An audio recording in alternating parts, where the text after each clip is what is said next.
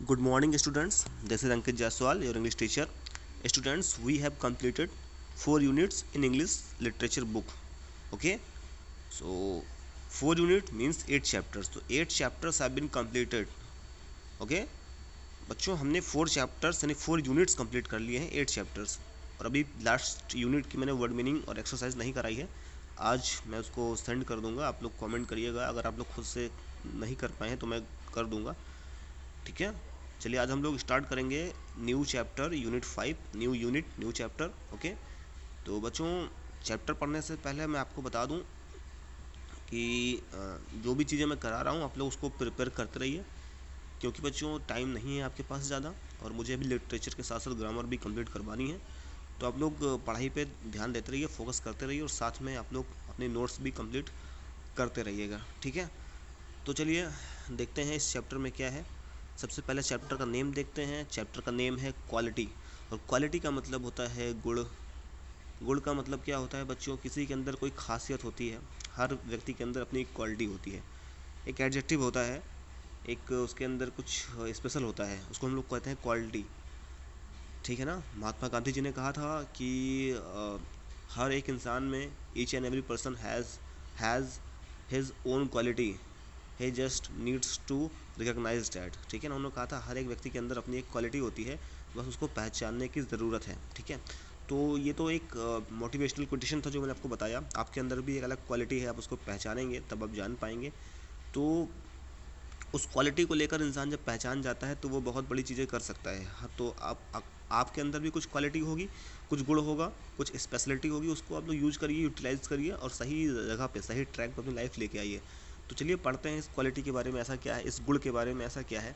तो देखिए, वन कहना शू मेकर भी कार्ड एंड आर्टिस्ट, कह रहा है क्या, एक जूता बनाने वाला। शू मेकर मतलब होता है जूता बनाने वाला, याद रखिएगा, ठीक है ना बच्चों, जो जूते बनाते हैं।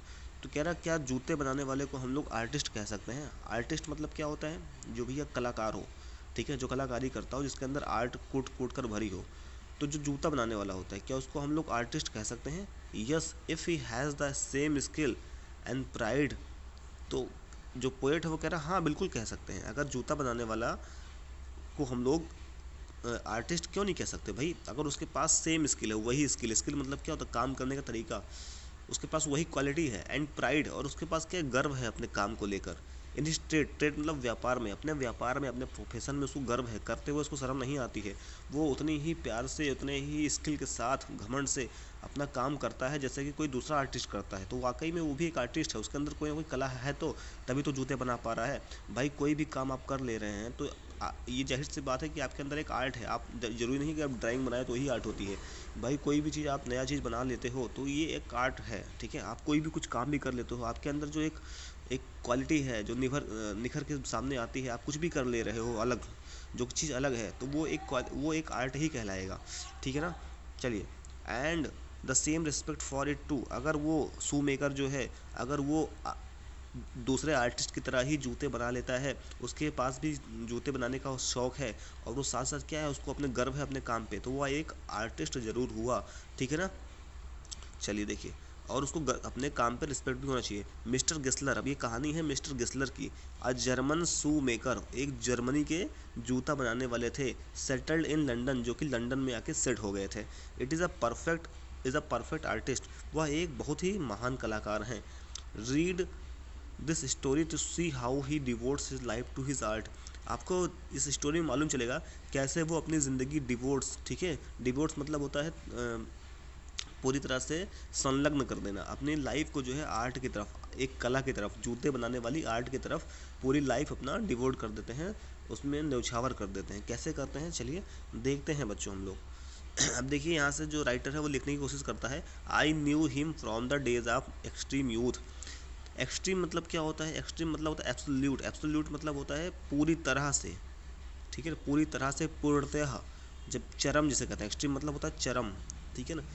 तो चरम, जब वो कह रहा है राइटर कि I knew him from the days of my extreme youth, youth मतलब होता है जवान, क्या होता है जवान, युवा। तो राइटर कहता है जब मैं बिल्कुल जवान था, एकदम अपने जवानी के चरम पे था, तब से मैं इस व्यक्ति को जानता हूँ। इस व्यक्ति को कौन? इस यानी मिस्टर गेस्लर को, यानी कि जो जूता बनाने वाला है उसको मैं अपने बिल्कुल जवानी के दिनों से जानता हूँ। ठीक है, तो राइटर कहना चाह रहा है कि जब मैं बिल्कुल जवान था तब से ही मैं जूता बनाने वाले को जानता हूँ, उसे जानता हूँ। Because he made many my father's boot, कह रहा है क्योंकि वो मेरे पिताजी के जूते बनाया करता था। राइटर कह रहा है मैं उसको जवानी के दिन से जानता हूँ क्योंकि वो मेरे पिताजी के जूते बनाया करता था। ही lived with his Elder brother in his shop, वह अपने भाई के साथ इस दुकान पे रहता था। भाई जो मिस्टर गेस्लर की बात हो रही है, मिस्टर गेस्लर जो थे उनको राइटर अपने जवानी के दिनों से जानता है क्योंकि वह उनके पापा के जूते बनाया करता था। और वो राइटर कहता है कि वह जो इंसान है, वह जो जूता बनाने वाला है, वह अपने बड़े भाई के साथ उसी दुकान में रहता है। Which was in small by street in a fashionable part of London, उसकी दुकान कहाँ थी बच्चों? लंदन शहर के एक बहुत ही फैशनेबल, ठीक है, एक बहुत ही फैशन वाले जो एक इलाका था उसी की एक गली में सिचुएटेड थी। लंदन के एक बहुत ही फैशनेबल गली में उसकी दुकान सिचुएटेड थी, वहीं पर उसकी दुकान थी। लंदन शहर में बहुत ही एक गजब का आलीशान एक जो है पार्ट था, एक हिस्सा था, उसी की एक गली में, छोटी सी गली में उसकी दुकान थी मिस्टर गेस्लर की, जूता बनाने वाले की। ठीक है, the shop had a certain quite distinction, देखिए जो दुकान थी ना वहाँ पे एक निश्चित एकदम शांत इलाके वाला डिस्टिंक्शन था। डिस्टिंक्शन मतलब क्या होता है बच्चों? मतलब जहाँ पे रास्ते आकर कटते हों, ठीक है, तो वहाँ पे बिल्कुल शांत एकदम, वहाँ पे कोई था नहीं, बिल्कुल भीड़ भाड़ नहीं होती थी, बिल्कुल शांति वाला इलाका था। There was no sign upon it other than the name of Gessler, जो दुकान थी उस पर कुछ और साइन नहीं था, बस केवल गेस्लर का नेम लिखा हुआ था। गेस्लर ब्रदर्स करके दुकान का नाम लिखा हुआ था। And in the window a few pairs of boot, और जो विंडो थी, जो खिड़की थी, उस पर कुछ जूते रखे हुए थे। He made only what was ordered, वह केवल उन्हीं जूतों को बनाता था जिसको उसे ऑर्डर देना पड़ता था। जैसे मान लीजिए आपने उसको ऑर्डर दिया तो ही वह जूते बनाता था, उसके अलावा वह खुद से जूते नहीं बनाया करता था। अगर आप उसको ऑर्डर देते कि ये जूता बना दीजिए तो ही वह जूता बनाया करता था। And what he made never failed to fit, और जो कुछ जूता वह बनाता था, जो जूता वह बना दे वह कभी भी ऐसा नहीं था कि फिट ना हो, हमेशा वह जूता पैरों में आपके फिट हो जाया करता था। ऐसा महान कलाकार था वो अपने जूते को लेकर कि जो भी जूता बनाता था वह आपके पैरों में फिट होना ही होना था और पैरों में फिट हो जाया करता था।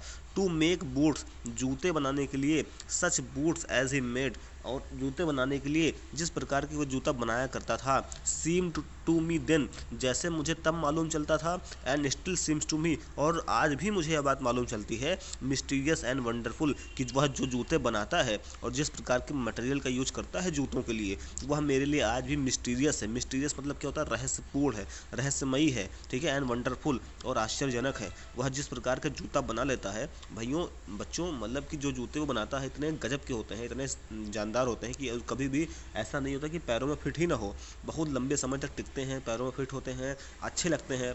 और जो मटेरियल यूज़ करता है पता नहीं कैसे यूज़ करता है, क्या उसके हाथों में जादू है, यही सब राइटर कहना चाह रहा है कि वह जो जूते बनाता है और जिस तरह से बनाता है वह बिल्कुल रहस्यमयी तरीका है उसका और आश्चर्यजनक है मेरे लिए। ठीक है, चलिए देखिए, आई रिमेंबर, तो राइटर कहता है मुझे याद आता है, वेल माई शाई रिमार्क्स, जब मेरा शाई रिमार्क्स था, ठीक है, रिमार्क्स मतलब होता है उसकी हरकतें, यानी उसने क्या किया था, उससे कुछ पूछा होगा, मिस्टर गेस्लर से कुछ पूछा, शाई रिमार्क्स, ठीक है, शर्माते हुए ये बात पूछी। वन डे, जब एक दिन उसने उससे पूछा, while stretching out to him, जब मैं उसकी तरफ जा रहा था, ठीक है, माई यूथफुल फुट, जब मैं जवानी के दिन में, अब जब एक युवा था, एक लड़का था, ठीक है, तो अपने पैरों से उसके पास गया और मैंने उससे पूछा, is not it awfully hard to do, तब मैंने मिस्टर गेस्लर से, जूता बनाने वाले से पूछा, क्या जूता बनाना एक मतलब बेकार काम नहीं है, गंदा काम नहीं लगता आपको, ठीक है। तब मिस्टर गेस्लर ने क्या जवाब दिया, देखिए आउटफुली मतलब होता है गंदा, गंदे तरीके से, तो मिस्टर गेस्लर ने जवाब दिया, and his answer given with a sudden smile, और जो उसने उत्तर दिया था वो कैसा था, उसके चेहरे पे स्माइल भरा हुआ था, ठीक है, मुस्कुराते हुए उसने उत्तर दिया, अचानक से उसके चेहरे पे मुस्कुराहट आई और उसने उत्तर दिया, from the redness of his beard, उसके दाढ़ी की जो झलक थी, जो लाल उसमें जो चमक थी, ठीक है, उसमें मुस्कुराहट भर आई और उसने क्या जवाब दिया, उसने बोला, इट इज़ एन आर्ट, उसने बोला इट इज़ एन आर्ट, यह एक कला है। देखिए बच्चों यहाँ पर आप देखेंगे तो यहाँ पे जो मिस्टर गेस्लर है वो टी को डी बोलता है, क्या बोलता है, टी को डी बोलता है। देखिए आर्ट की जगह पे उसने आर्ट बोला हुआ है, आर्ड की जगह पे आर्ड बोला हुआ है। ऐसा क्यों? क्योंकि जर्मनी में टी को डी बोलते हैं। तो यहाँ पे ये याद रखिएगा कि वो एक जर्मन था, लंदन में आके बसा हुआ था, इसीलिए वो टी को डी बोलता है। तो उसने क्या बोला? It is an आर्ड।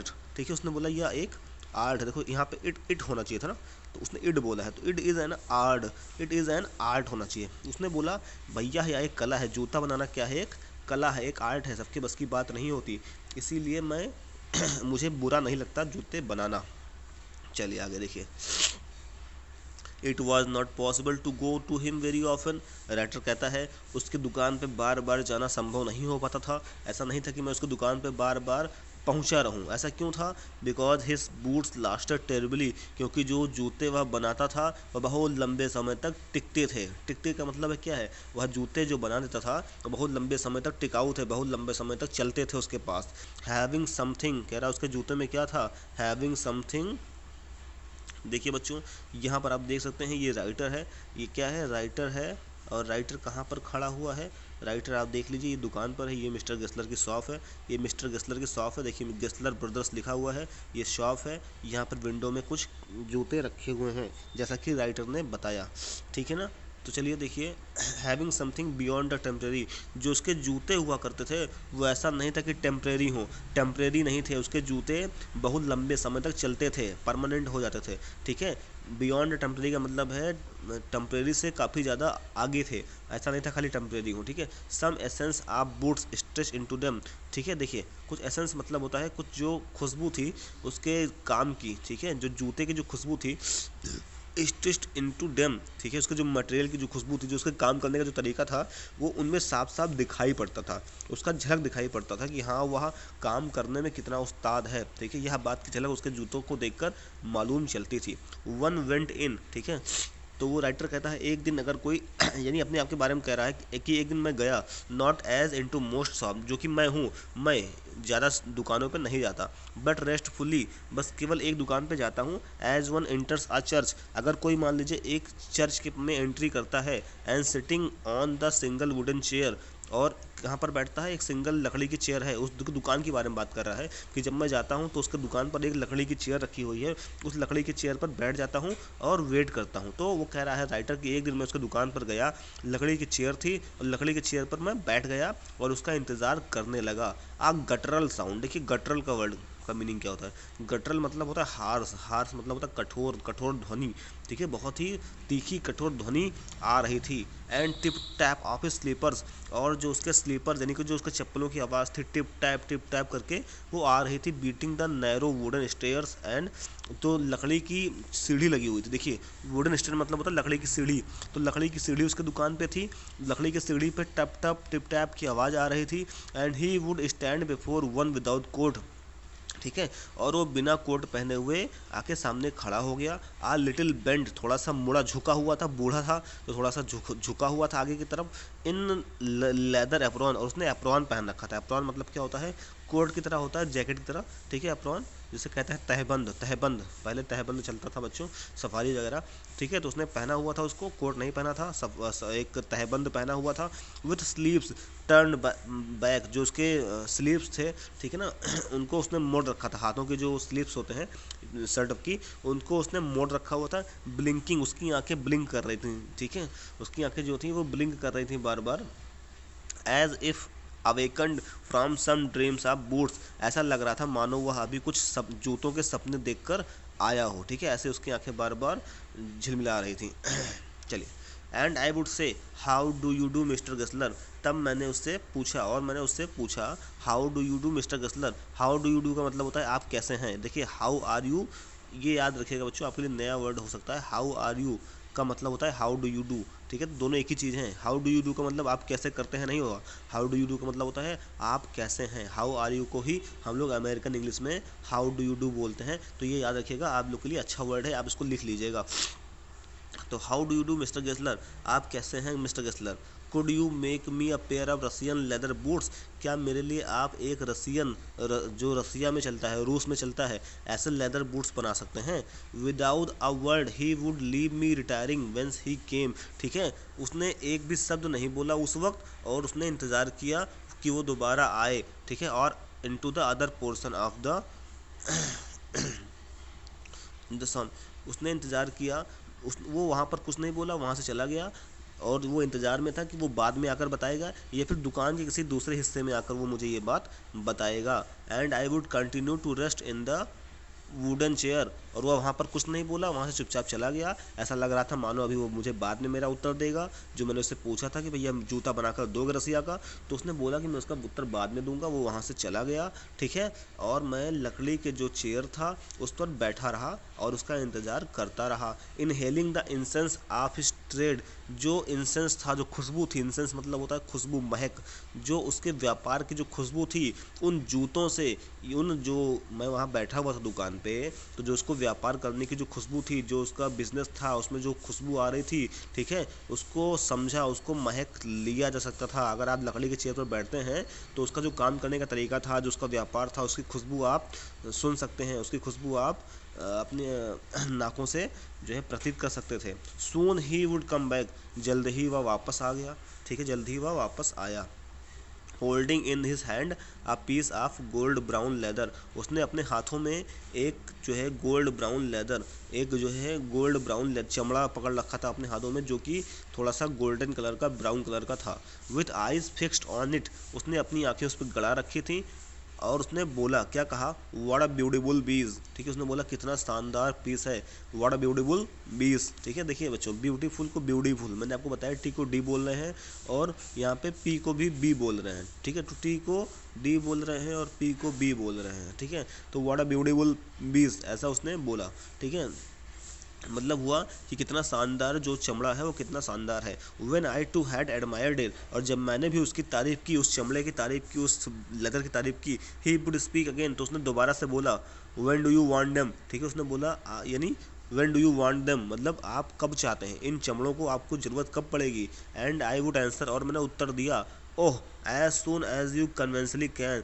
जितना जल्दी आप मुझे ये दे पाएँ, ये जूते जितनी जल्दी आप मुझे बना के दे पाएँ उतना अच्छा आपका रहेगा। एंड ही वुड से, और उसने कहा, टुमारो फॉरनाइट, क्या कल की रात चल जाएगी, कल आपको दे दूं तो कोई दिक्कत नहीं है, ठीक है। और if he were his Elder brother, या फिर उसने अगर शायद उसका कोई बड़ा भाई होगा, ठीक है, I will ask my brother, तो उसने बोला मैं अपने भैया से पूछ कर बताऊँगा, या तो मैं कल शाम तक तुमको दे दूँगा या फिर मैं अपने भैया से पूछ कर बताऊँगा, ठीक है। देन आई वुड मरमर, तब मैं गड़गड़ाया, ठीक है, यानी कि मैंने धीरे से बोला, थैंक यू गुड मॉर्निंग, मैंने उससे बोला धन्यवाद, सुप्रभात, ठीक है, मिस्टर गस्लर गुड मॉर्निंग, मैंने धन्यवाद दिया उसको, ठीक है, मैं धीरे से बोला, धन्यवाद दिया उसको और बोला mister Gussler good morning. Good morning he would reply, और उसने रिप्लाई दिया गुड मॉर्निंग, ठीक है। Still looking at the leather in his hand, ठीक है, उसके हाथों में चमड़ा अभी भी था।